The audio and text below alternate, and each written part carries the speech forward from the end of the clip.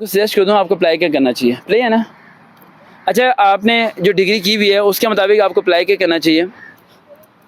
आप गवर्नमेंट में अप्लाई करना छोड़ दें, आप गवर्नमेंट में अप्लाई ना करें, आप प्राइवेट नेस्ले कंपनी, पेप्सी, बड़ी बड़ी कंपनीज देखें और वहाँ में ये व्हाट्सएप पे कनेक्ट करें। मैं आपको एचआर के रूम तक पहुँचा सकता हूँ।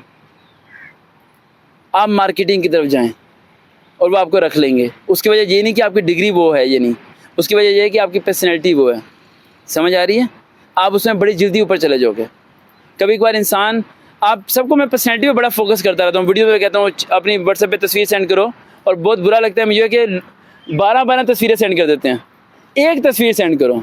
और हैरानगी की बात है कि गर्ल्स अगर कोई एक दो वैसे तो सारी सेंड कर देती हैं, अगर एक दो कोई सेंड करती है तो वो अपने फेस के ऊपर 3-4 वो कार्टून लगा देती है।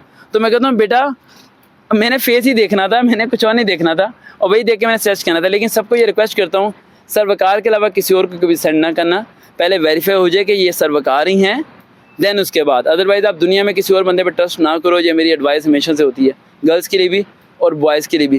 क्योंकि मेरे पास जितने राज हैं वो दफन है, ठीक है। क्योंकि पूरे पाकिस्तान से, वही में फॉरेन कंट्री से भी लोग रब्ता कर रहे होते हैं। तो आप प्राइवेट सेक्टर में जाएँ, मल्टीनेशनल कंपनीज में आप बहुत ग्रो करेंगे। लेकिन जॉब करनी है आप एक दिन मेरी बात मान के, जैसी मैं ड्रेसिंग कहूँगा वैसी ड्रेसिंग करके, अगर आपको अलाउ हो, और आप किसी मल्टीनेशनल कंपनी में एक दिन इंटरव्यू देने चले जाएं, अगले दिन वो आपको रख लेंगे। समझ आई। तो ये आपने करना है, ठीक है। इंशाल्लाह देखते हैं चंद सर्वकार भाई, दोबारा मुलाकात होगी। अल्लाह हाफिज़।